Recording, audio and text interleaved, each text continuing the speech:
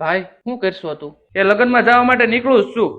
પણ તમે કેમ ધીમે ધીમે બોલો છો? શું થયું? લગ્નમાં જવા હાટું નીકળી ગયો છો એમ ને? તો કાંઈ નહીં, જે કામ હોય એ બોલો. એમાં એવું છે ને, મેં એક ભાઈ પાસેથી વ્યાજે પૈસા લીધા હતા. હા તો અત્યારે એ ભાઈ ઘરે પૈસા લેવા માટે આવ્યા છે. આખી વાત કરો મને ફટાફટ. મારી પાસે અત્યારે પૈસા નથી, અને જો એને આજે પૈસા હું નહીં આપું ને તો એ મારી ગાડી લઈ જાય. આબરૂનો સવાલ છે મારા ભાઈ. તું કઈક કર ગમે ઈ. તમારે એને પૈસા કેટલા આપવાના છે ટોટલ? 2 લાખ રૂપિયા. તમે એમ કરો એ ભાઈને બેહાડો, હું હમણાં પૈસાની વ્યવસ્થા કરી અને આવું છું. તારો ખૂબ ખૂબ આભાર મારા ભાઈ. આજે આપણે બોલતા નથી ને તોય તે મારી મદદ કરી. મોટા ભાઈ, તમારે આભાર માનવાની જરૂર નથી. આ તો મારી ફરજ હતી. ભાઈઓમાં નાના મોટા ઝઘડા તો હાલ્યા કરે, પણ સંકટ સમયે જે ઉભો રહી ને ઈ જ ભાઈ.